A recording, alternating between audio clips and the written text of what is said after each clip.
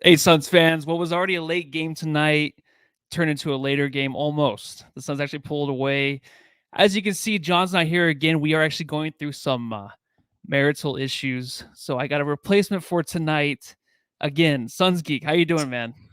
Oh man, I'm so glad to be back. I wish it was well, I wish I was back for a better game than this one, but I'm just glad to be back. Thank you so much for having me. Yeah. Oh boy, we got a lot to talk about, Matt. Yeah, we do. It was gonna kind of be like a boring pod almost because hmm the Suns blew them out. You saw like Suns are back, the 5 game win streak. They're 6-3 now, uh, beating the Kings 109-104. And of course, there's a blowout. It seems like every game now is very, very close for the Suns. I'm sure they'll figure that out in the rest of the season as it goes on. But overall, the first 3 quarters were fantastic, right? I mean, I think that they figured some stuff out. The bench played very, very well in the first half. Chris Paul, Devin Booker had some carried them, I think, in the first quarter, really, and then just had a great game. So, I mean, do you have a beer tonight? I know last time. Last time I had so much coffee in me, it felt like I Yeah, had a no. beer. But tonight, Okay. especially after that miserable fourth quarter, I need something in my system. And it kind of was a late game. So I got to truly don't look at me and judge me in the chat. I see you guys. But yeah, I need one of these after tonight, man. It was, we got lots to talk about. Yeah, and honestly, the Truly, that's one of John's favorite. I think he's had about 20 of those on the pod. They get So the job no done, judgment man. here. Yeah, they really do. I'm not a big fan, but I just stick to the Coors Light, which is basically Mm, just water. So we'll go ahead and pop these open really quick. let's do it. Try to one hand it and then messed hmm up. And let's get this pod started, huh? Cheers.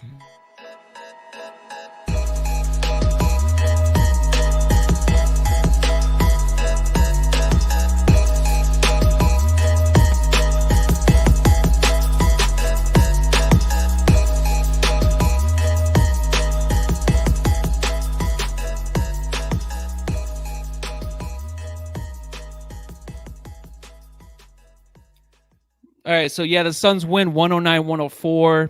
Ooh.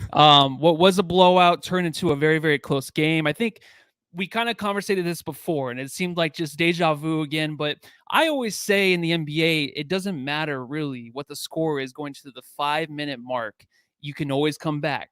And I don't Facts. care what team you're playing, what team you are, how great you are. I mean, the Suns are turning into a better team already right now with a 5 game win streak, but teams can come back. I don't care who you're playing. Do you agree with that? I mean, I already seen the chat right now. It's terrible coaching. Uh, Coaching was god awful. I mean, I think you mentioned something about that too, but I just always give the benefit of the doubt with these teams where it's just never safe. What do you think? Absolutely, especially in today's NBA where it's all offense, and even if you have really solid defense, it does not matter. And you know what? Let's give credit to the Sacramento Kings. I don't know if a lot of Suns fans know this, but they're actually off to a decent start of the season. This is something I was going to talk about. Until this game, they were 5-5, so now they're 5-6. But Luke Walton has been impressed with their season so far. They obviously have some really good guards, and Tyrese Halliburton, De'Aaron Fox, Buddy Hield, and Davion Mitchell, who I think is going to be a stud in this league. That dude is a lockdown defender, but he can also score. And then, Harrison Barnes had a good season so far, and Buddy Yeah. Hield's embracing his role as a sixth man. But you are right. I don't care if you're the Oklahoma City Thunder, who are going to be garbage this year. I don't care if you're the Detroit Pistons, who've only won one game. I don't care if you're the Bucks or the Heat or any of the good teams in the league right now. You can lose on any given night, and this showed why. And you know what? Shameless plug here. I recently made a video and I said the Suns still have a long way to go, and this is exactly what I was talking about. So I'm probably going to go on a few rants in this podcast, but No, yeah, you're more yikes. than welcome to. Honestly, yeah, I'm not usually the rant guy. That's John. So if you got any rants, let them go. We got plenty of time tonight This is to Suns therapy to on let the those Suns birdies Jam fly. Yeah, Session we podcast. we seriously we have plenty of time there. But going into this game, there's no Deandre Ayton. All right, Ayton watches, of course, one of the fan favorite little kind of segments we have here tonight. There are two guys kind of filling the role for him. I mean, when Da does play, of course, he has the backup of McGee, and then McGee kind of turns into Frank Kaminsky. Frank Kaminsky's been great. Last game Yeah. versus the Hawks, which I actually went to, he had a stellar game. His defense and everything it's really turning out great. And I think that it's kind of underrated, even offensively. the defenses, I kind of think, disrespect him in a way to where even like on fast breaks and things, he's at certain times in the game, he can break away. He can find a open path for his teammate to pass him the ball and get like a wide open lay-in or a dunk. We're seeing a lot more of that. And McGee, I feel like, is the guy that comes in always in the second half. He turns on just the energy for the team defensively, offensively. He's always running the fast break too. He gets the wide open dunks. He's doing a lot there. So from those two, I mean, combined points, you got 16 points, and then combined rebounds, McGee actually had 7. Frank Kaminsky had 5. But the defense, I always think, is just really stellar. What do you think from them? Is it enough to really carry what Ayton brings to this team for maybe an additional few games? Maybe for a few games, and you are right, especially with JaVale McGee in the second half. I feel like he really picks up. I feel like he's kind of been a wild card. And again, hopefully this answers your question with Frank and JaVale McGee, but Frank Kaminsky has been really good. And it's really just been him making plays and scoring and just being that body, and that, we give him minutes and he's living up to those minutes. But again, JaVale McGee's a little bit of a wild card. He did have a really nice chase down block, I think, in the third quarter. And that was another point of the game where I was like, oh, man, this game's over. Like, JaVale McGee's chasing down the ball and blocking it into the stands and all that. But, yeah, the thing is, obviously we saw tonight, it's all about consistency with this team. And the second unit needs to be better. And even if it is for a couple of games where Frank and JaVale McGee are playing great defense, maybe to fill in for Deandre Ayton, it's not it. And we all know that most nights Deandre Ayton's the biggest player on the court, and that size and defensive ability and just that impact of Ayton, whether or not he's consistent, it kind of showed tonight, in my opinion. Yeah, there was a certain play too where Frank got blocked by Holmes.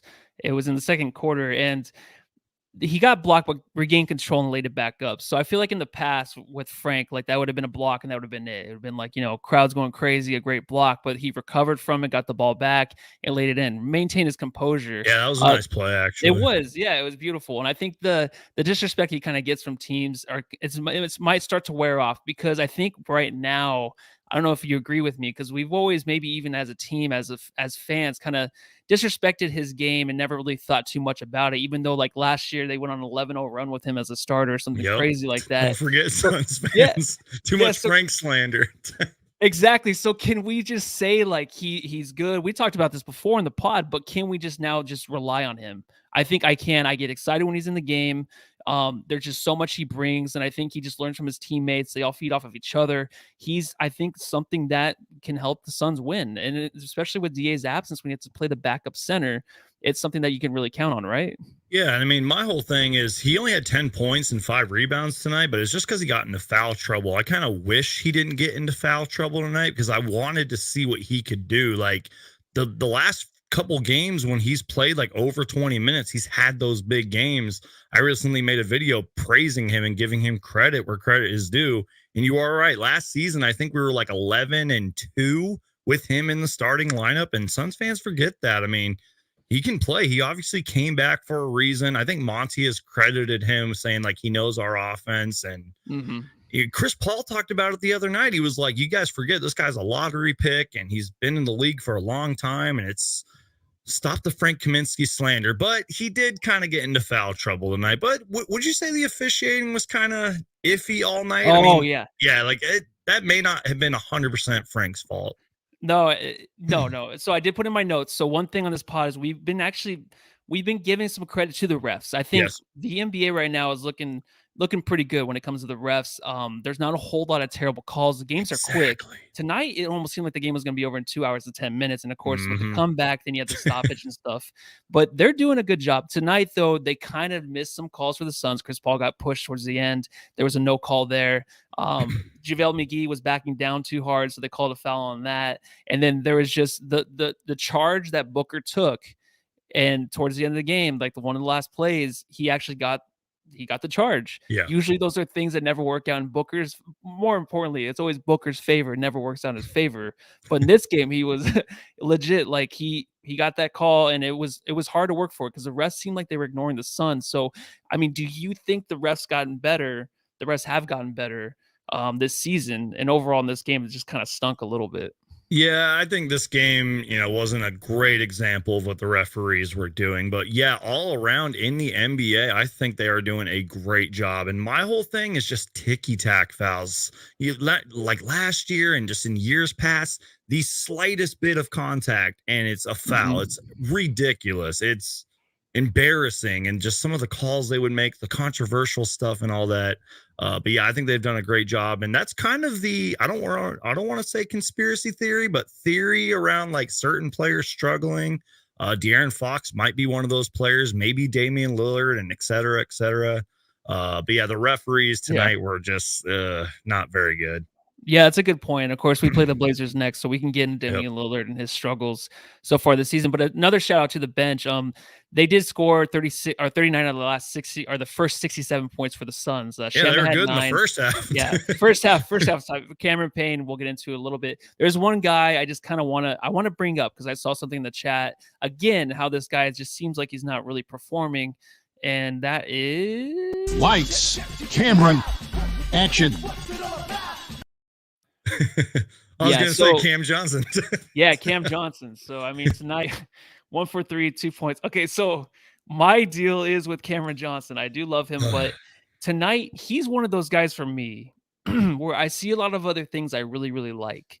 And it seems like his game, like Mikal Bridges, where Bridges was just like a 3-point shooter. That's really all he did in the beginning. It seems like he's kind of bleeding to other things. So I feel like Cam Johnson is just not like the knockdown shooter anymore. He's doing a lot more. So him and his game, how it's bleeding into other things of defense, hustle, cutting to the basket. He has a lot more focus on other things on the court, and he's trying very, very hard to kind of not become an expert at those things, but he's putting a lot of energy into them. Do you think it's like affecting his shot? It's affecting his game? I mean, he has a few good games this year to where you see it, the hustle. I love watching when I went to the game. I went to the game against the Hawks and just his hustle, just watching him, up close, 20 rows up. I'm just like, this guy is just a very solid player. He's always in the right spot, I feel like. But do you see him struggling in a way that's negatively, or is it kind of like, a rookie starting quarterback that comes in, you see some potential and then finally figures out towards the end of the season? It could be that. Maybe it's because he is literally embracing this new role where he's trying just to be more than a shooter. I've always said Cam Johnson's a really overlooked defender. I think he's one of the best defenders on our team. But another thing, too, I remember Monty. I don't know if he said this last season or the season before that. Monty said Cam Johnson is a starter in this league, but he needs to obviously embrace it and do, other things with the ball and become more of an all-around player. It could be that, though. Maybe because we're just so used to Cam Johnson being a really good scorer. That's why he is struggling. But I think it was in the Hawks game. He didn't really put up too many big numbers, but he had like back-to-back plays where he went like behind his back and went in for the, I hit my microphone, but he went in for the layup and everything.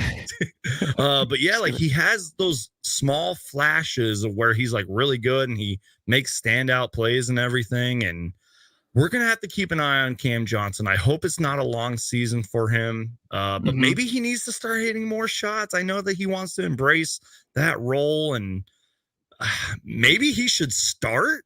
I know that sounds crazy, but like that's more minutes and you're jumping right out of the gate, but he needs to be more consistent. I said this too.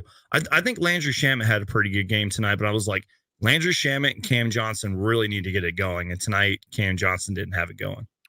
Yeah, and the thing is in the chat too, Scott Lacey actually said, I don't understand what's going on with Cam. It's like he's deferring. That's one thing I see too. That's a good word for that. And that's the thing that Mikal does a lot too. When he has a shot, before, like when you get the ball in the corner, he would shoot the three even when the defender running at him. Now he kind of defers and does other things. And then Hey.0 says Cam Johnson had a shot but pass up to Payne. So you're seeing a lot of that. So I think maybe there's something where he might be trying too hard to do too much. This year, trying to ease yourself into it. We know what we have with Cam. I think it's something special. For him to start, though, I think his numbers kind of have to jump off the screen. And then he also needs to, this team might need to be on a losing streak or something. They need to switch it up. But right now, I feel like he's where he is. And this next guy, though, of course, is a fan favorite. And we always talk about him every pod. There's just some more things I wanted to add. The warden. Yeah, so I mean, Mikal Bridges, I mean, going to the game, so I brought a friend, and automatically it's her favorite player. Like, she doesn't even watch basketball ever. So it's her favorite player from just watching him for a quarter. And Let's when go. I'm watching him live, like Booker had like 20 points in the first half. I don't know. It's hard to pay attention to that stuff for some reason when you're at a game, but Right. he had like 20 points.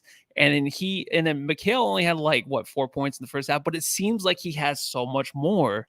And so Mikal tonight, his defense, what I noticed one thing, and when I watched him live versus the Hawks, was he like hunts the guy he's guarding. So offensively, he reminds me like kind of like a cornerback in the NFL, where he's hunting these guys, he's playing their eyes, and he gets a lot of more tip passes. And he'll go up behind and get the blocks, the swats, and all that from when the jump shooters in action, towards the basket. And there's a lot of new things that he's doing defensively that I kind of think it's being overlooked. So I never noticed that really last year. He kind of has like eyes to the back of his head in a way. Have you noticed anything? I mean, his defense, we don't talk about too much, because offensively he's improving, but his defense offensively, where do you stand with him after this game?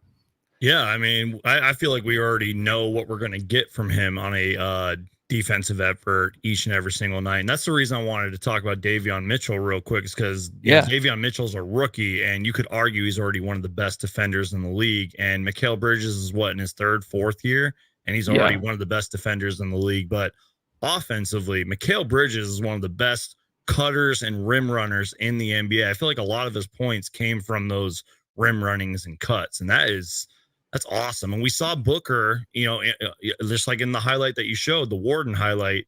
I think it happened a couple of times tonight where Booker was running a fast break and just threw it up to Mikal Bridges, like, go get it.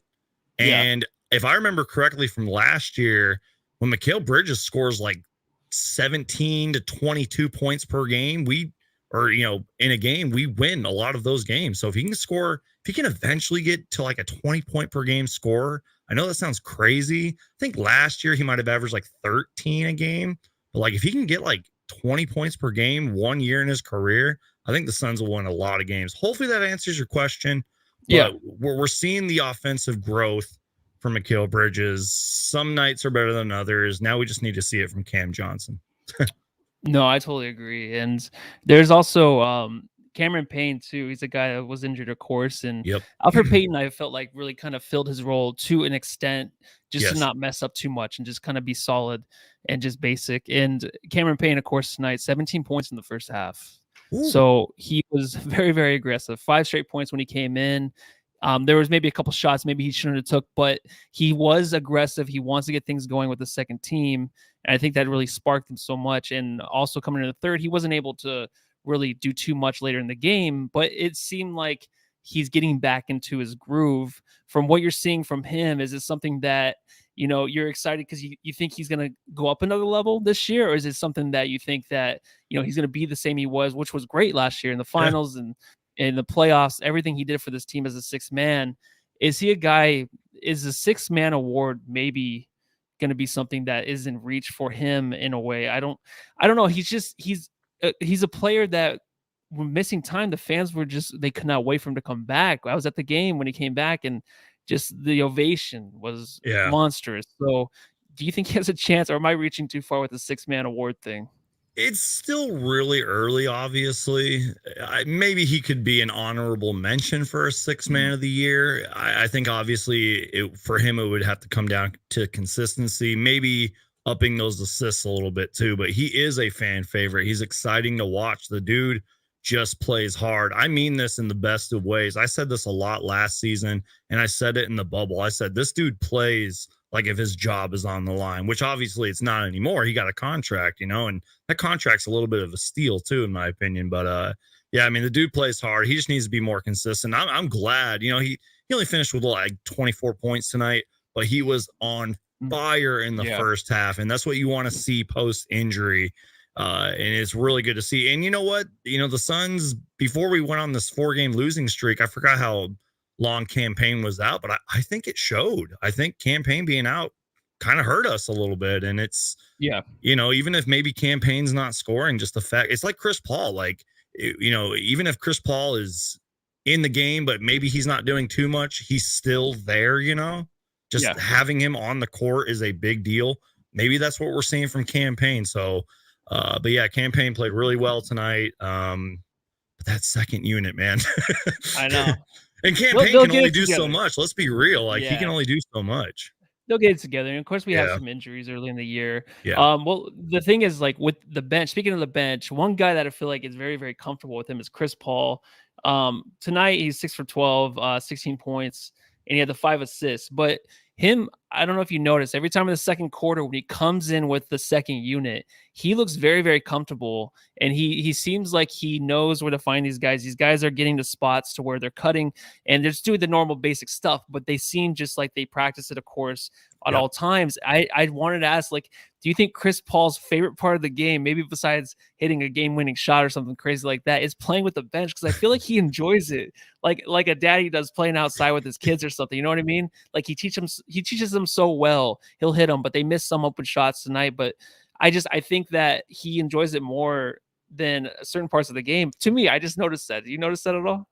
If that is true, that goes to show how deep of a team we are, in my opinion. Yeah. And it's probably good that we have Devin Booker, because that way we don't have to play Devin Booker and Chris Paul, entirely together. Yes. But yeah, I mean, if that is true, and sometimes I'm a little too harsh on this team. There will be nights where just shots don't go in. We've already seen that a lot this season, as annoying as it is. But it's true. I mean, every team struggles with it. Even tonight in that third quarter, the Kings went on a drought. They couldn't hit a shot to save their life. And I was watching a little bit of the Bulls and Nets game. Even though the Bulls did win the game, they didn't score for like 5 straight minutes. But yeah, I mean, if Chris Paul can come in with that second unit, and if this second unit can show consistency, I've said that word a lot tonight. Ooh, watch out. Yeah. And I do believe, like, the Suns, we started off the season, like 8-8 last year. Like, they're going to figure we're on a 5-game winning streak. What am I complaining about? Like, I don't know. Well, honestly, there's a lot to think about this team because it is early. Yeah. But there's two guys too that I feel like we kind of talk about consistently with Nader and Shamet. And Shamet, there's a lot of focus on him, of course, because of the money he's making. But tonight he started out really good. He looked like he was more confident, but it's just not a continuous thing. You don't see it in like consistency. It's a word we always use over and over again with this team. With I mean, I'm sure many teams use that, and many fans use it. You just want to see consistency with this team. Coaches use it too, man. And yeah, you gotta have it. And that's what the Suns had last year. A lot of consistent play. And honestly, I think that Shamet, he'll get there. Nader's another guy though, where we do hate on. He had a few good plays tonight, but defensively, offensively, every play for him seems like it is just so important. And it is for every player, but you can see it in his body language to me, that he needs to make sure he does not mess up. There's a few things he messed up on tonight towards the end of the game, and it probably didn't matter, but it kind of did matter, where they got the steal, Mikal Bridges at the other end of the floor, wide open, and all he had to do was just chuck it up. Instead, he ran the floor, and he got fouled, and they called a foul, of course, to stop play. But those are plays where he just needs to get better on. He makes just really ill decisions. And even when I was at the game, like there's just things he does where he's out of bounds when he's getting a pass and it goes off his knee. Like there's just a lot where he needs to catch up on. I mean, he's never going to go away. He's always going to get minutes. So where are you with this guy? And is it still frustrating? I mean, with us winning games, does it even matter? If we were losing, like if we're on a 5-game losing streak, he better be buried in the bench. But Monty Williams, I think he favors Nader for whatever reason. I don't know if it's Chris Paul whispering in his ear saying play Nader. Like I was with him in OKC playing, but he's been really bad. I mean, like I was a Nader defender for a while, and sure, he might play hard, and you kind of pointed out like sometimes it seems like every play for Nader is like a big deal. It's like, gotta kind of relax, Nader. I call JaVale McGee kind of a wild card. He's like an extreme wild card, and he has those fumbles and those nasty turnovers and just bad plays. Sometimes it seems like he's playing his own game. And again, I'm not an NBA coach, but that's just what it looks like. And you gotta wonder if you gotta wonder if he's gonna pull the dude and maybe play somebody else. And we were talking about Landry Shamet too. If I saw correctly, in his last 2 games, he's averaged 15 points. Tonight, he only had 9, but those 9 points in that first half were really good. I said this earlier. He's a guy that's really got to get it going, and I'm sure he will. But yeah, I think the Nader and minutes need to be cut. He's not good.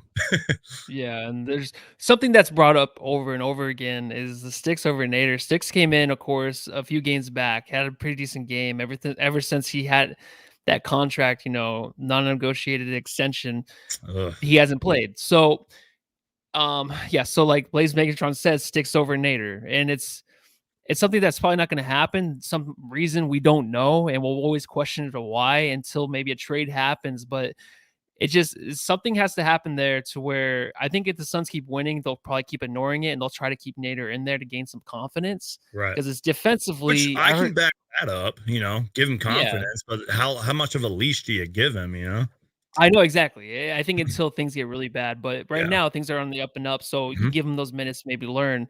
But I even heard from the bench, that I heard someone scream like Nader or gosh, what's his Sticks? No. What's Nader's nickname? Why can I not remember right now? It's oh God. Come on, Jamsters. Thanks for joining everybody, by the way. Yeah, make sure to Hulk smash that Dooley. like button. Okay, Dooley. I don't know Dooley. how I forgot that. Yeah, Dooley. They're like, Dooley, don't foul. There you go. Blaze Megatron. Thank you, Blaze Megatron. I remembered right before. That guy's been subscribed to my channel for a long time. So shout out to Blaze Megatron. Yeah. Man. Definitely. And shout out to everybody else watching us. Hit the thumbs up. Thank you, guys. Subscribe, all that to our channel, Suns Jam Session, and of course, Pyramid Poppies. That's the name I was kind of thinking of too, but yeah, it was Dooley. Yeah, it was. Yeah, I'm surprised I remembered. I can't remember anything. It's a little late into this to the pod. We're almost halfway there. But I just have Matthew, I got to ask. All right, so we use this segment a lot, even though it's neither I or John really asking Matthew anything. So it's usually the guests we're asking John's these questions. Here in spirit, man. Yeah. So just a quick story. So I was at the game and I was sitting in section 107. All right. Nice. And it's first quarter and they come out with the free pizzas. They're like 107, you won free pizzas. I'm like, oh my, I never win anything at a game. And all of a sudden they go to the other side and they give it to 108. So my question for you is, have you ever won something and then just lost still in the same moment? Because I've never felt that before. So happy for pizza. And they give it to this. I just had to ask that really quick before we move on. Yes, my love life. Oh, there you go. I'm roasting myself. Boom, roasted. Yes. I can't think of anything off the top of my head, but I'm sure I've been to a Suns game where that's happened. So yes. I never seen that in my life. That's every robbery. time You got robbed, bro. Yeah, every time I've been to a game, whoever wins. And so I don't know. I had to get that out of my system because it still bothers the crap out of me. Yeah. Those pizzas are good, man. I've had those pizzas. They're actually really good. I know I missed out. I had to buy my own food. So cheese curds. Anyways, Sarvers. He knew you were at the game and he did that. Yeah, just screwed me over on that one. So so time for the Jam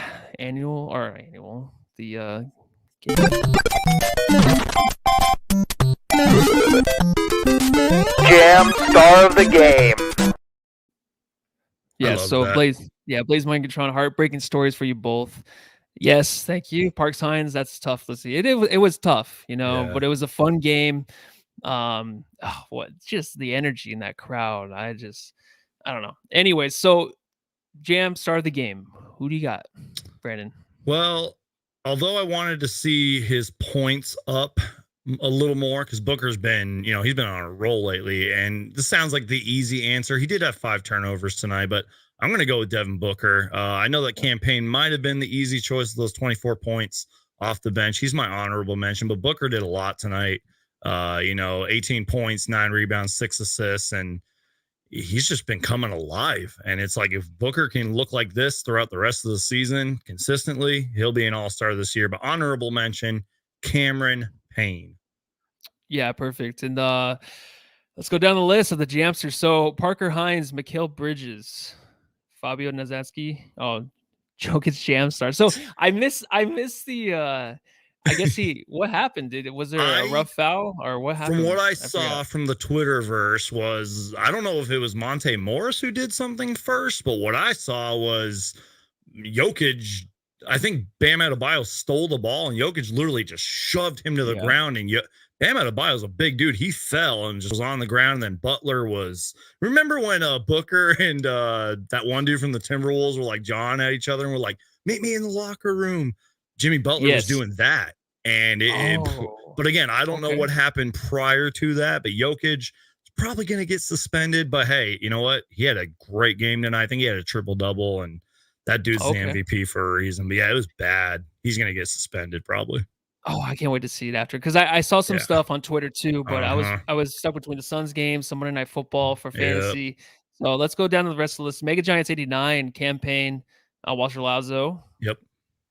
Oh, sorry. Coach JJM campaign. I hit the wrong one there. Walter campaign.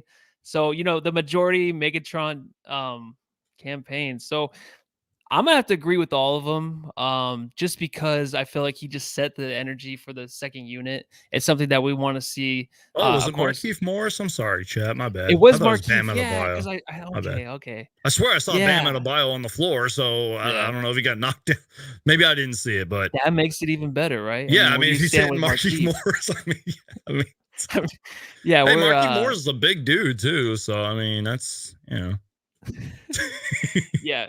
So I mean, I'll give this award to campaign. I think that he deserved it, especially coming off that injury. He does, and honestly, this is always a tough one for everybody because it's so diverse on this team where you have a lot of great, of course, performances, and when you have the bench play like that, it's going to end up in a win. But of course, towards the end of the game when it was very, very close, it wasn't. I don't feel like the bench's fault. I think everyone just gets kind of comfortable. Everyone gets in a comfortable position where they're at. They're on the bench. They think they're there the rest of the night, and then the bench is out there, you know, kind of playing around but not playing too hard, and then the bench has to come in. And they're cold. I mean, they can't even shoot a jump shot. They can't even get a jump shot off half the time. So when you're facing that, that's a tough thing to come back from. But overall, I mean, I think it was a great win for the Suns just because you know that in certain situations, you kind of want to practice that, I think, through the season. And I think that you want to make sure that you can make your free throws, right? Devin Booker missed it too. Maybe that's why I didn't give him the jam start because I honestly think that those two at least make one. But superstars go through this. Everyone goes through this. Every great team goes through this. But what we want to do is we want to check on two today where we went actually on the bet on it segment. So once you know you can bet on it, bet on it, bet on it, bet on it. Yeah, so today's bet on it poll, it was the winning margins. So with Suns +5, Suns 10 plus, Suns 15 plus, and or Kings W. So it was actually 44% out of 49 votes. We almost had 50% choose the Suns +5. So that's actually the winner, right? If I got that right. Yeah, exactly 5+ points that the Suns won by. So thanks for voting. Check out the polls. I think we actually we won $1 now. So this is maybe I didn't check the last game because I was busy. I didn't really watch the whole pod. So I think that this might be 3 games in a row. Maybe Jams just let me know because I didn't watch the last pod. I mean, shame on me, right? I only watched part of it. So yeah. Yes, you have to be present for every podcast, Matthew. No sick days. You have to watch every pod. And yeah. No, I know. I know it's a lot of work, but like it's Saturday night. I'm just like, I want to enjoy myself and go to the game and just, not worry about it. And we're all human, man. We all have, we need the night off.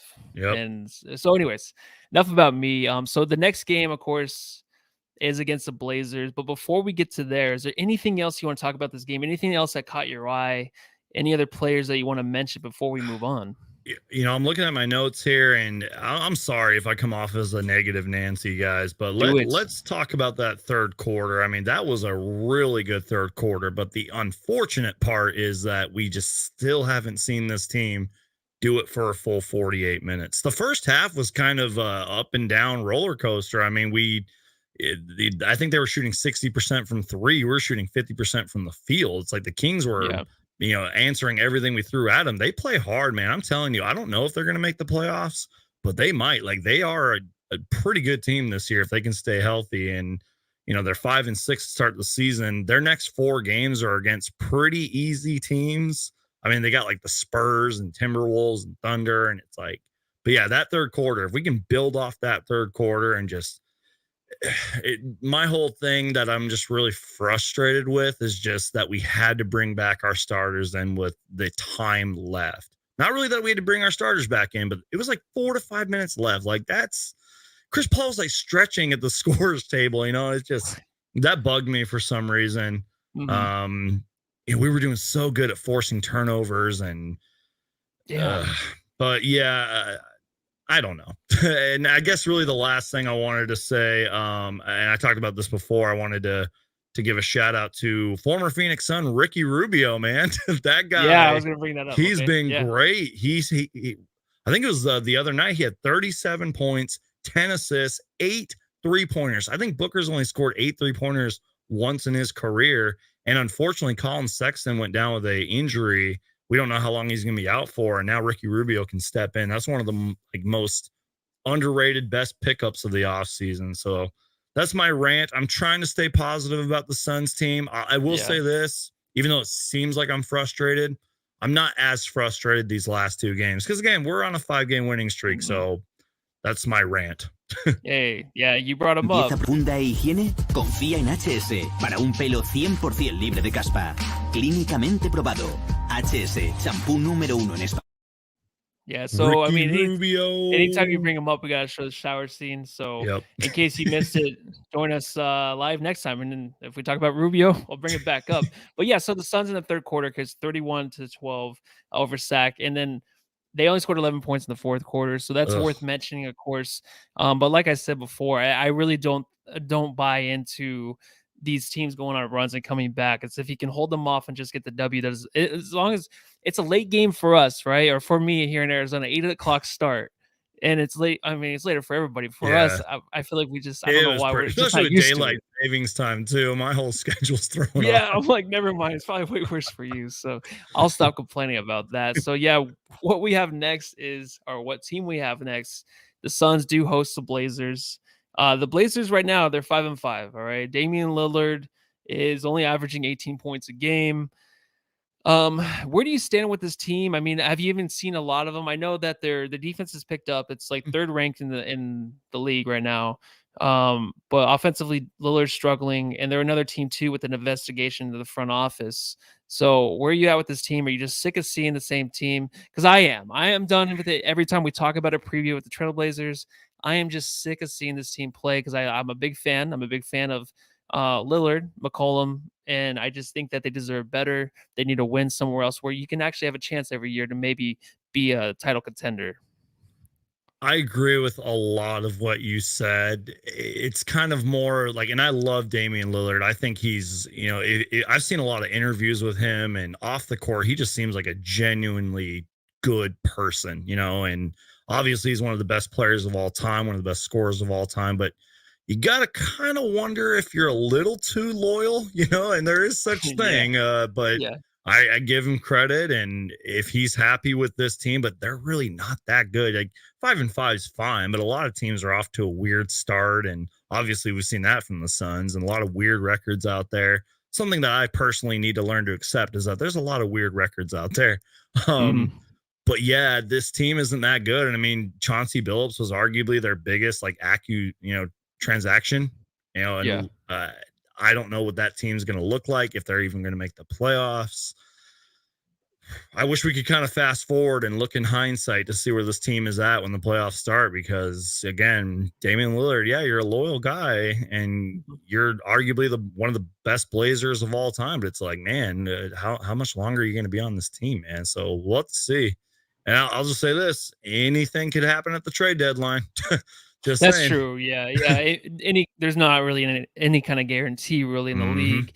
And Iverson Vlogs says that the Blazers do play Tuesday, so they're gonna have a back-to-back against us. So that's always nice. Yeah. Of course. I mean, it doesn't automatically mean a win, but I the thought back that tonight too, because the Kings were coming off a back-to-back, and here we are. So yeah, totally. In today's age, the back-to-back games is mentally, I feel like is it more of a struggle too than physically. I think these guys just think of it as such a negative already, to where they have to mentally prepare themselves for it ahead of time. And I think that's an issue. And another issue is we got to pick a winner for this game. So we did pick. Okay, so I don't know what they picked for the last game. Oh man, I'm such a bad. The days fly by. All right, I'm They sorry. do. They So really do.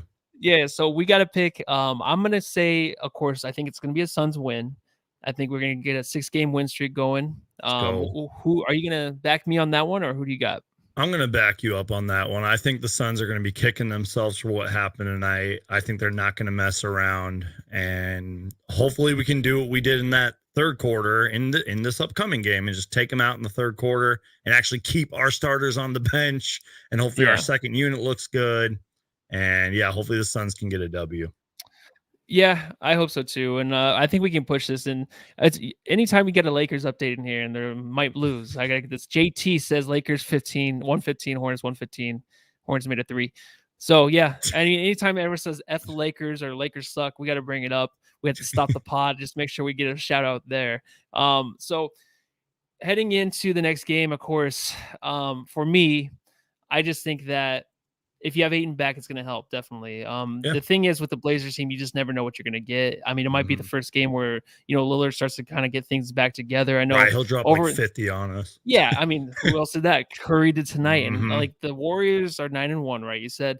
And Curry hasn't been playing the best, but now he has this 50-point game. So I think things are kind of coming into place for a lot of teams, a lot of superstars. So you gotta watch out for that. And I think the Suns they're on a roll right now, kind of. I think they obviously with the 5-game win streak, but there's a lot to build off of this. And when you're winning without Deandre Ayton, which we thought going into the season was a big focus, and you need him to step up and kind of be a leader at some times and be not the MVP of the team, but at certain games you need him to be like the most valuable player. Yeah. So they're winning without him. Is there something that coming up later in the season, like you're looking forward to with a certain players, or one player that you can just name off that you think is struggling maybe right now and will improve, or just a guy like maybe a Cam Johnson for me, I just know is going to improve? Is there someone that you're looking at this roster and just thinking this guy's going to improve? We're going to be talking, he's going to be a GM star in the future. Is there anybody that you might think that might come out of their shell? Mikal Bridges, I think, would be a good answer, but I'm going to have to kind of jump on the Cam Johnson thing too. But again, if Mikal Bridges can get 17 to 20 something points a game, we're going to get a lot of W's. But yeah, if Cam Johnson can start molding into that player we all know he can be and start actually making some shots too, like this team will be a lot better. And I've been pretty critical of this team so far, but it's just because I have such high expectations and I believe in this team. And sometimes you got to be critical of this team. And it's like, it's going to be a fun season regardless. It's been a little bit of a roller coaster despite a lot of off-court stuff. You know what I'm talking about. But oh, yeah, for sure. Yeah. But to answer your question, I'd say Mikal Bridges and Cam Johnson, if those two guys can get it going, let's go. Yeah, definitely. And I don't know. There's so much to look forward to with this. Tonight, of course, is a late night for a lot of us, so we're probably going to cut the pod here shortly. Any final thoughts before I let you go there, Brandon? Give a shout out to where they can find you. All the good stuff. I mean, if you guys don't know who I am already, Suns Geek on YouTube. I'm consistently uploading videos. Been a long life Phoenix Suns fan, and I was here throughout the early days of this team, and I'll be a fan for life, no matter if we win or lose. And I wanted to show this off last podcast, but I forgot.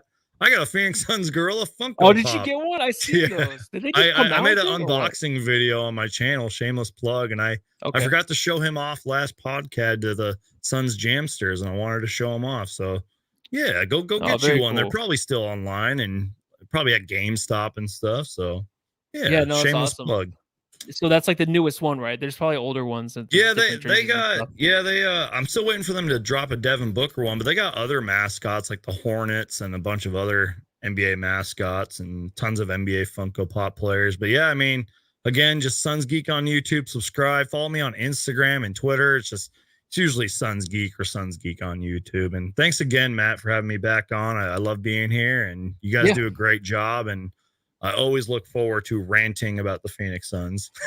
Yeah, thanks again, man. I had a lot of fun. So anytime that, we need someone to step up and join us, of course, we shout out to you. And of course, I want to thank Flex for last time filling in for me. I'm sure he did a great job. That's one my reason, guy, man. I love Flex. You don't have to worry about him or John. They're going to get the job done. I don't have to monitor them or, send out some hateful emails to them, to get to do better. So yeah, so everyone Flex else could do a out- podcast. John and Flex could do a podcast by themselves. Let's be real. Like Hey, sometimes I struggle careful with it. Careful. There's already people trying to tear John away from me. All right. So don't give any more ideas out there. Yeah, no, all right? I'm just saying, like I struggle sometimes to do live streams by myself, which is why I don't do Oh, that. Yeah, that's hard. I don't know how shout you out do to that. them, man. Yeah, John left me once. He froze and was out, and I had to fill in for 2 minutes. It was the longest 2 minutes of my life. So it's terrible. It's nerve wracking, man. When you're by yourself, it is nerve wracking. It's Yeah, it's a little nerve. But yeah, thanks for joining again. Thanks, Jamsters. Everyone, make sure to subscribe. Leave a 5-star review, Apple, and we'll read it here on the pod. Not sure if there's any new ones. I didn't actually check that, of course, because I'm not good at my job. So everyone, thanks for joining again. Job, man. Yeah. Thanks for joining again. And one more thing to say, go home and love your family.